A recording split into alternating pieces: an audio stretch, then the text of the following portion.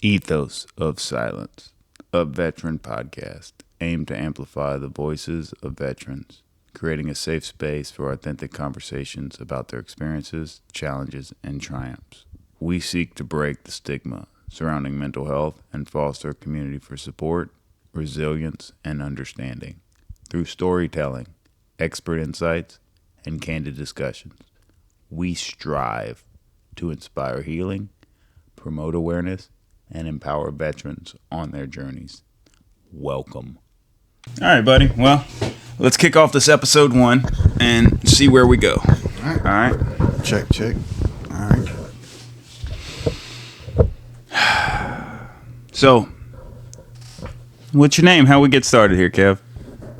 My name's Kevin Gomez, and I am a Army veteran. I've followed down through several generations of military veterans. My father, my grandfather, great-grandfather were all Army veterans. So quite a lifestyle to have. I guess no different than a carpenter or something, if they've seen their father or mother doing it, what have you. But, yeah, so that was early on, knowing that that's what I'd be getting into, and that's what I knew, and I'd say still is something you can't prepare yourself for. Well, yeah. Just, you know it. So I did 10 years total service, made one active deployment, 365 days in a combat zone, and Where were you stationed? How'd training go? training was initially Fort Jackson, South Carolina, basic infantry training, and then Fort Leonard Wood, Missouri, for explosives training. And What time of year were you in Missouri? Was it cold weather? It was smoking hot for both of them. Yeah, it was burning up weather, 100-something degrees. Yeah, it was hot weather. Nah, when I think Missouri, I think nice, up, cold, northern weather, man. No, it's the type you can crack an egg and fry it on the road as you're marching home with a canteen in your hand. It's pretty hot. Same thing for Fort Jackson. It was hot. Tank Hill. It was infantry training was very much in depth. I mean, it's a lot of what I expected would happen. Advanced infantry training is combat training, hands-on training, defense training, a lot of what the other similar branches have. Any levels of like a martial arts program that's special to the Army that you learned? There wasn't anything like that. I wish there would have. We just learned to kind of stand our own ground, do bugle, do some boxing, and a little bit of wrestling. Okay. And that was it. But that was enough. That was more than what the average person knew. Yeah, of course. And it just... Only reason I'm asking that, Marine Corps, I went through the Marine Corps martial arts program. You start in boot camp, you learn a brown belt or a little tan belt, and then you kind of work your way up the color system from there. Yeah, nice. Yeah, no, this was this big circled crowd around you. You remember in your... Yeah. The bugle sticks. The red represents the knife at the end of the weapon. The black represents the buttstock of the weapon, and you're charging at each other as if you're going into combat. Yeah. No, we did bugle sticks in the Marine Corps too. It was a fun time. I remember there was this pit, right? And they called it the pit because you could stand over the top and you look down, and there were runways. There were 4 runways going into the pit, and the drill instructor would randomly send people into the pit, right? And if you were one of the guys down there taking people out, because you're larger than everybody else, they'd send multiple people into the pit after you. That's good stuff. It was fun. Yeah, you got to be conquered. They have to break you down. There can't be one. But they also had something where you got your revenge on them big boys, because they had something where we ran across these logs. So you were on one side of the log and the other side of the log, and you did bugle sticks, and you fought on the log, and you knocked them off into the rocks below the log. The log was like 3-4 foot off in the air. So you didn't want to have to go off and take a dive. So that was fun. Yeah, that's some good payback on one of them. Yeah. That's where you get payback on them big boys. Yeah, we did that, and it's like a crowd of wrestling, it doesn't matter your size. You just get in there and wrestle and box and yell and fight. And Okay. Did y'all learn any techniques, or it was kind of free for all, or what? If there was somebody that knew the techniques, but there wasn't like an advanced instructor to come in and showed it, it was, okay, here's your jab, here's your right hook, and here's your uppercut, and then it's just really just getting down and wrestling. Okay. It was. But we got the training, which got a little more intense when you started using battle training with your rifle. That's when they started instilling the, what makes the grass green, what makes the grass grow. Blood, and guts, and you get fired up. I remember breaking, 140-pound kid, was relatively strong. Breaking M16s, often people to kill, with the tires hanging down, or the dummies, or the wooden structure, whatever that. I was breaking these M16s in my hand, snapping, bending them. It was intense. It was something that it just awoke in you. You just, that fire started to burn on it. All the fuel was there, and they're pushing it, and you're past the point of questioning if this is legal or not. You know that this is what they want you to be. So Yeah. This is what you're going to become. And you grow up really quickly. And our youngsters nowadays that are going through that, not sure if it's the same, but then it wasn't even about developing morals or developing a good sense of books. It was, you're strictly trained to kill. Yeah, no. At this point, we're not trying to develop anything. We're developing warriors, right? That's it. You're it's assembly line. Kill, and you go out the door with a stamp on your back with a number, and you go out the other side. And I guess it still lasts today. I'm assuming. I don't know much about the basic training nowadays. Just what I hear. But if it's anything like that, it's pretty intense. I'd have to say, no matter what direction it's going in, it's going the direction it needs for the nation to continue. Something as vital as training the next wave of people is not going to be somewhere where you drop the ball. One would hope so. I would believe the Marine Corps would be one to make sure that they're not participating in any kind of BS to let anything in. But I've heard some of the other branches are relatively compromising when it comes to morals with people that are out on the front line serving. Not that I have anything against any of it, but some of it seems a little bit too politically versed and based to me. Let's stop getting out there and making, assumptions on what might be going on, and talk about what we actually went through, babe. Well, let's speak on facts instead of possible fiction.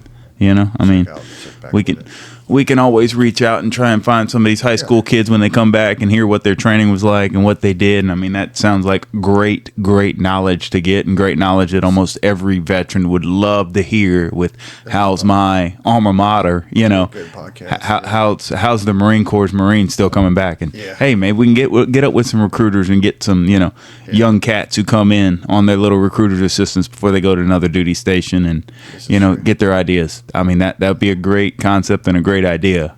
So, back to me. Basic Army combat engineer. How was combat engineer school? Leonard Wood was, it was really a surprise. It was, I actually signed quickly on the recruiter thinking I'm doing one job, and you get mixed up with a lot. I knew I wanted to be part infantry and with a little bit of training. Yeah. And that was available through this course. It was heavy equipment operator and explosives training, but I can tell you it's intense thinking that. Heavy equipment? Come on, I thought all combat engineers did was make things go boom. No, that's not so. Combat engineers got, I don't know what year it was, but they got, the Army has a length of time where they've changed MOSs and mixed up jobs and how they've done it, but at one point now, at least the last part I was in, even line crew was on there, mechanics or electricians or carpenters. They could be assigned to the engineer side of it, and they weren't exposed to any kind of explosive training. So I could go and. So let's go into country. What did you do in country with all that training? I could. Well, at least I was trained to be able to search for mines. And check mines and set mines or take mines down, anti-tank mines, big mines. I learned more stuff than I've I've forgotten more stuff than I've learned. Okay. Big in-depth manual stuff that I think would be coming into training, but that stuff changed later on when he got into Iraq and those sides where I was at. The training manual wasn't there. You could look for. I mean, you were trained for an anti-tank mine or device that was set up in the jungle of Vietnam from those experiences, what they had. Yeah. Going to a new warfare. They're using improvised explosive devices with anything they can with radio technology. So when did you go into Iraq? What year are we talking about here? That's the beginning year. That was hoo-ah, just running across the border. Let's go get them. So that was 4th ID, 3rd ID, I-Corps engineers, which I was with, and 12th Aviation.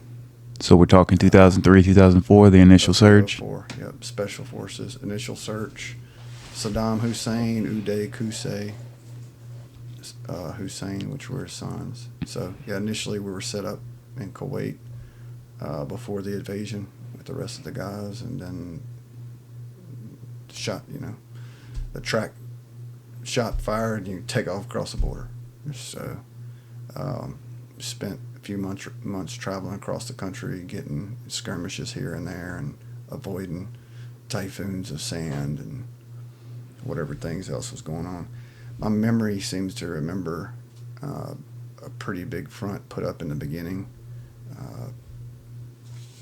Faded memory. I think I even remember, some people have to correct me on this, but I think I remember seeing Scud missiles coming across at us and our Patriot missile systems being set up. But my mind only goes so far back when I'm thinking into things like that. Yeah, the longer I look back, the more it clears up. Yeah, I'm not sure if I want a lot of it to clear up. Nah, a lot of it's locked away for good reason, and it's going to stay locked away. Yeah, it's a bruise, man. But we worked our way up. Eventually, I was set up at LSA Anaconda, or Balad, which a lot of people know it as. And there were a lot of different people that were there, a lot of different units. 4th ID, 3rd ID, a bunch of engineer units. A bunch of other infantry units, and then I think eventually as we were pulling out, I think Air Force started setting up in the middle of the airfields that were repaired. That's part of the line platoon. The line dogs that come in there were doing concrete. So you cleared from Kuwait. Did you clear all the way through Al Asad, all the way through the Al Anbar province? I mean, how far did you clear? So I particularly... we made a northwesterly trek. So we were headed up past Baghdad, through Baghdad, up through past Mosul to Crit, and then finally into Balad, and that was the last place I was at. Okay. So from there I was stationed and set up to be attached and assigned to different units. So whatever unit came across that needed men that day, that, could utilize your expertise, right? Yeah, I was about to talk about some lazy asses that were, and people untrained or unwilling, but I was willing, and so I was assigned to more units than I can remember. I've been to, Firebase Eagle, different fronts and fire bases attached to different infantry, mortar units or what kind of support would you provide to a mortar unit? Forward observation bases. We just there with a gun if they're under attack. I wasn't trained to shoot any mortars, but a lot of times when we were coming in, if they were surprise attacks or anything coming in, we were there for backup. So that was just pulling extra security details here and there, as required. And me particularly, the most, even with that one, I would say the most I did was just ride escort on a 50. That's where I've seen whatever action or whatever I could have seen. So I'd be assigned to 10th Mountain Division was one of them. We'd go up and, take an APC, a couple of APCs and a small unit of soldiers and move them and bring them. The roads were getting dangerous. They were kind of stepping up their game about midways through the deployment. So things started getting pretty hot. It doesn't go to say that, I say it goes without saying that, included in that was the thing you get used to every day is just mortars every single day. Yeah, almost where it doesn't phase you. No, it doesn't phase you. It was that Toyota pickup truck with the whatever 120 Yeah, millimeter. Toyota, the vehicle of war. It is a vehicle of war. Yeah, they were engineered. I mean, they'd set up it's just real quick. They set up, drop it under a tarp, take off. So that's how they could quickly get it off. And at that time, I think they were still trying to remember or trying to figure out how to get their Apaches from browning out from all the sand.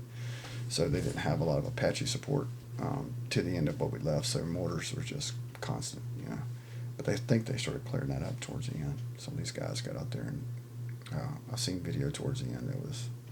It was definitely indicative of them cleaning up that kind of shoot and go mentality. Yeah, no, I mean, as far as aircrafts, the Osprey, once we were able to actually deploy it in theater, changed the war completely, because we were able to evac people at such a rate that we were saving, I think the death rate cut by 2/3, because you were actually able to evac people out because of the Osprey getting in, getting out, and how fast it could fly. So yeah, that makes a great big difference. Yeah, casualties were. I remember parts way through it, just seeing unused Apaches just abandoned out in the middle of the desert. They browned out the engines. They're no good to them. They just leave them sitting there. I think a couple of our trucks ran into them in sandstorms. There's a lot of silly stuff like that that you get to see. But no, they were tools. They were good tools, and applied right, they did help us out tremendously. But they weren't around through most of the deployment, most of the areas. They were, especially to the guys that were kicking in the doors, which is not anything I did. I would never be put in that category.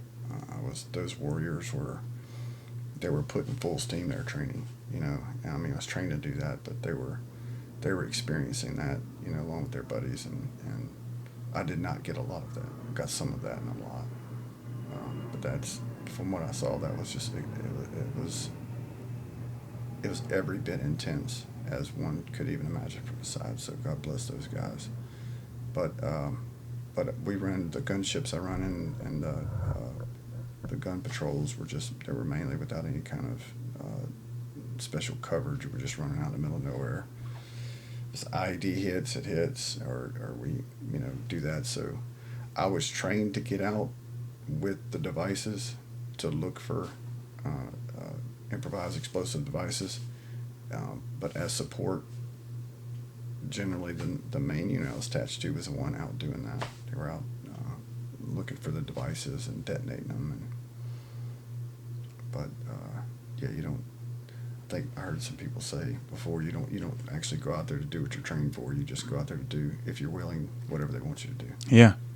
So, but 365 days of that, and then a couple sleeps, and we're back on a plane.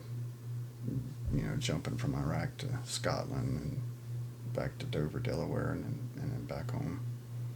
So that was. How do you throttle down from something like that? How do you ease your mind and throttle back of the adjustment? I think it was fuzz. Even I don't know where the part of you get lost. I don't remember the part of me that was lost. Well, a lot of alcohol, a lot of locking things away in Pandora's box. What type of culture does the Army provide with the fact of you being surrounded around other people to do that? My particular one was. What was the culture of the unit you were in? I'm a warrior. Yeah. And so I had to be that. I can't speak for the other people that were there for whatever their reasons, but mine was to be there, and if I had to be an expendable asset to my country, that's what I was going to be. Well, yeah, that's the mindset all of us did going through training. That's no different. And then you're there, and it's happening, and you're like, yep, the next bullet's mine, or the next, and then it's like, okay, well, whatever, But coming back full circle around and home to that, you get off a plane and you touch base home, and it's just it's a fuzzy feeling. It's not. It's you go there and you stay there. Yeah. You don't come back. You don't bring that part of you back. That there's a person that is now made that stays there and it stays with you. You're bringing that person back with you. So you're carrying them off the plane and into every conversation from that and every moment following that. And that is, that's definitively PTSD along with the details of it, My personal contract came up quick. We redeployed back in March, and my window was going to be opening up later that month. But I had received some injuries, details fuzzy, but consisted of just overworked, blowing out major disc in my vertebra, and then a fall that ended up fracturing my lower spine. No medical units out there to really set up to do anything with. I was getting some concoction shoved in my back and my hip that when I took it, I was up for 3 or 4 days and I could go on a convoy. I went from,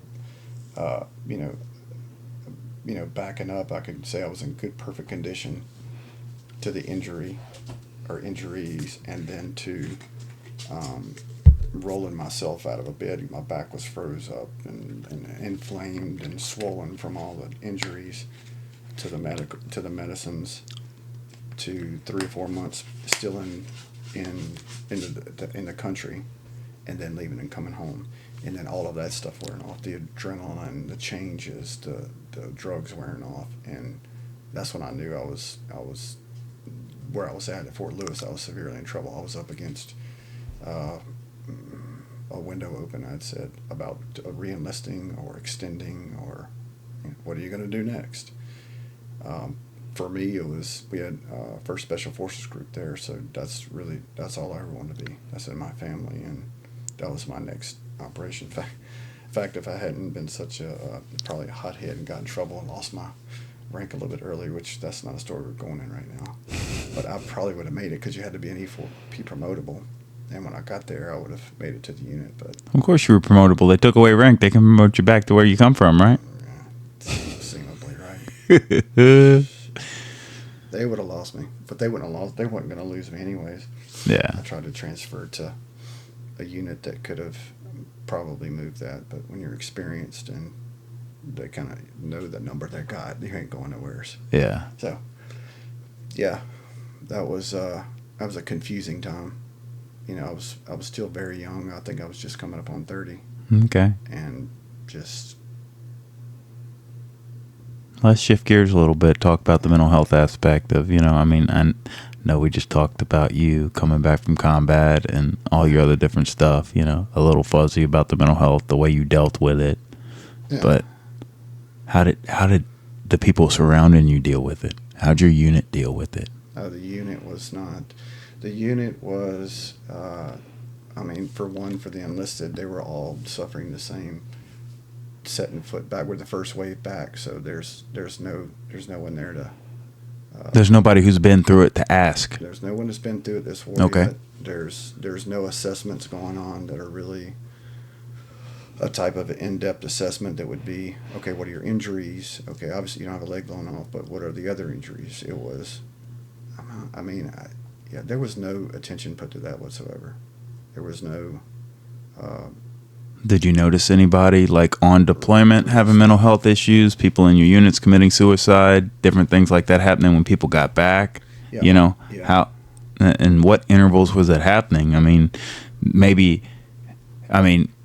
You understand some of the stuff just sitting here of life happening and you not being there, which, anybody who's in the military experiences that. You experience the birth of a child and you're on a workup on the other side of the country, or you're in a foreign country or something like that happens, birthdays of kids graduating, stuff like that happening, life events, and you not being there. That's just part of the job description that I really wish, as big and beautiful and logistically sound as we are, you can't fly me home for 24 hours to see my son be born for me to turn around and go back to a combat zone. That's some bullshit. Yeah, that's a bad, that's the bad part of it. Yeah. But regressing from that, how yeah, in country it was, you try to check on as luxurious or as some units might make, that wasn't mine, but as comfortable as mine or other units that were there tried to make you weren't comfortable. You were eating MREs for the first half of your unit. You can't go to the bathroom. That mentality kind of kicks in, but you're really, there's no place to go. The soldiers aren't going home. But for me, that was war. That was where I was made to be at. So, and generally, I would say that the majority, and I'm thinking of quite a few guys, shout out to you, Hot Shower and and Pisayo, and a lot of the guys that did buddy checks. They were just checking, hey, how you doing? What's going on? It's a place that can drag you down. You are getting barracks and you're getting quarters, but you're still in that place. There were other people that were in the units. I think you'd asked about suicide and the mentality. There were a couple of people that struck the match on that, tried to make that happen. A couple of particular instances, and them trying to keep up the UCMJ on issues that more likely should be done. It magnifies it. So when they get caught, a couple of guys were looking to check out. Well, I mean, the military doesn't understand any idea of a soft landing or a comfort anything. We understand the fact to throw the book at somebody and, they're going to rise up from underneath the book and be an almighty better person after you take everything from them, make them hit rock bottom, which... Yeah, there's no build up in that whatsoever. Same thing, that directly relates back to what you were saying about coming home and some people being here. It eventually got addressed, but I would easily say the first several waves that had come back from deployment weren't assessed enough and then put into areas when they were injured. Imagine that. All the years this country's been at war and we haven't figured out how to transition a soldier out of war yet. I was shocked about it. I really was. I was like, I'm coming home. There's going to be open arms. They're going to know my back is messed up, and I can openly tell my loving Uncle Sam about my back, and they're going to fix everything. No, I had to hide everything. That's the truth. I had to hide everything because I watched guys in those units, even previous to going and getting their chains jerked to go into combat, tearing their ACLs, real serious injuries, breaking their ankles and their shit bags. They're looking for ways to get them out. They want to ruin their career because they got injured working for them. I mean, very, very bad injuries. So that's what you see as a soldier. So you try to stay healthy and you get back. So I get back, me particularly, and of course some other guys. And it's like, I'll make it out of this. I'm not injured that bad. Yeah. I'll just go take a run and run it off. How do you run off a fractured vertebra? How do you run off a disc that you blown? Motrin. Motrin, that's right. Take 2 Motrin and you got it. Mm-hmm. 2 800s of Motrin and a bottle of water. Oh yeah, definitely. But I was young enough and strong enough where I could put a smile on my face, and I developed enough of a reputation of health that that strong guy you see, and nothing's gonna break that guy. Yeah, it's gonna I was freaking broke. I was watching the retention officer come up to me, Sergeant Delgado. Hey, you ready to go? You got your window up. What you want to go? You want to go group? You want to go Secret Service, and you want to go bonus? What you want to do? I'll be right back with you, Sergeant. I'm getting with you. I promise. I'm getting with you. It was a very, very confusing time for me. You don't report things of that. In fact, when I got my first exam in Madigan Army Medical Center, I didn't even tell my closest friends there that I went. I just knew on my last PT test that I had run, and I went back into my room, and I was grimacing in such pain. I had to close the door and lock myself away. Just start getting mentality turned inwards. Yeah. And I told somebody I was hurt finally. I was like, I'm going, nah, you're not hurt. Or they're dealing with other stuff coming back from the unit because no one's prepared to do what. There's no one's in the middle triaging. Yeah. And pulling out what needs to be done. It led to some very severe, brutal acts that happened within our unit and other families. People going completely AWOL, losing it, homicide, suicide. So, but all that's contained. All that information is contained. All that events are contained. You get one formation about it, and you're even threatened. You get the blurry image, and you threaten to let anything out that you'd be the problem. They'd sink you. Yeah. They put it straight to you. You let it out, and they'll know. How they would know, and you wouldn't even think about it, but how they would focus so much on, I'm going to get you in trouble, instead of let's keep triaging. So later on, years down, I had heard about the Wounded Warrior Battalion coming in, and I thought, oh, that's great. I don't know what it turned out to be, but it's supposed to be subjectively pulling people out, and you're going to that battalion as you're injured. I'm like, And the same thing, like you said, we've been in wars for thousands of years, and that couldn't have been setting up right here. What did they expect us to come back, and with Girl Scout cookies and cartwheels and well, I mean, we singing praises. Come on, last time we sat down on it was not that. Everybody was screwed up. When we sat down 4 days ago and talked for our first time, on the equipment and stuff, you mentioned the fact that you didn't even know the VFW existed, and you come from a lineage of warriors, a lineage of Army, It's almost a family legacy at this point, to where if Andre doesn't jump on, he's going to have some type of feeling that deep down that he's obligated to do what his family has done. And it'll come naturally to him too. It will. It will. I mean, he's a bright young man, and I see a large future in his large future ahead of him. I fear for him. Well, the world's changing. The world's changing. I got to look more into it. I don't want those years to come that quick. I hear you. 10. Yeah, that means Dad's got to sometime in between 10 and the next years go do full out interviews for all the branches and exactly what they're doing, and do the recon to find out, to tell the boy what to stay away from. Yeah. Dad was good about that with me. Whatever he had experienced, he had taught, and it helped. And then he looked into a few things, but I know he's going to have to experience it on his own. It's something he's going to have to go through, but I don't plan to be without him. Step by step, I'll pace him. But yeah,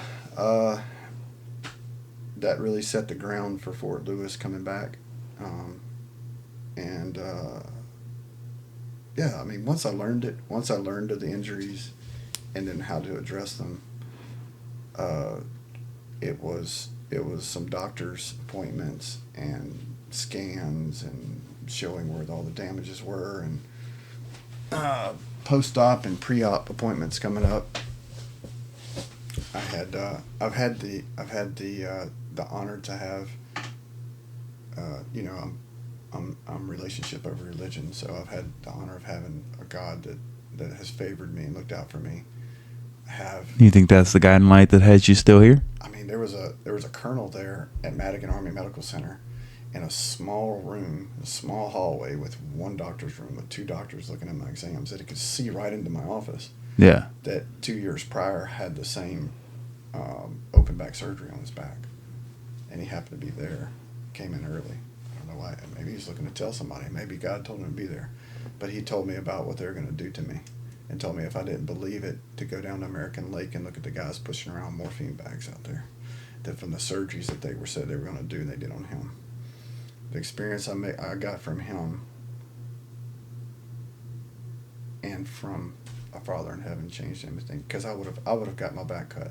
Yeah, no, that is life changing to get the news of what the recovery process would look like and what the future would look like, and that is not my path. I was confused. I was contorted. I was not me. I'm too young. Anyways, I didn't take it. I didn't take it well at all, and I couldn't make a decision. I didn't have the leadership there or the structure there to even comfortably say I'm injured. What are my options? You're injured. Well, go on profile. You're a broke dick, so you have no options. What do you mean have no options? I just broke my back in a fucking combat zone for you guys.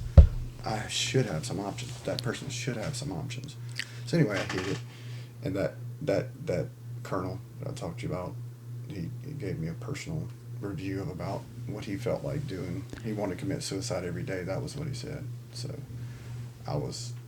showed me all of his scars, and I went to American Lake, and I was like, I'm walking out of the Army. I'm walking out. I'm limping out with an honorable. I'm not re-enlisting. I want to re-enlist. I want more bonuses. I was nowhere near done. I had units. I needed to go back with soldiers. I was already becoming in a leadership position where I could protect guys or do what I needed to do. And war is where it's at. That's where I was supposed to be. So, yeah, I didn't take that very well. Not at all. But what does the recovery look like from having to step away from something you're so passionate about? Mentally and physically? Mentally, you. Mentally, there's no I've never recovered from it. You just carry it with you. Just like the person that was made over there overseas. You just carry it with you. It's just another something you carry along with you in your life that nobody can see. until you go, hey, that thing you thought was standing with me, beside me, that is actually the thing that happened.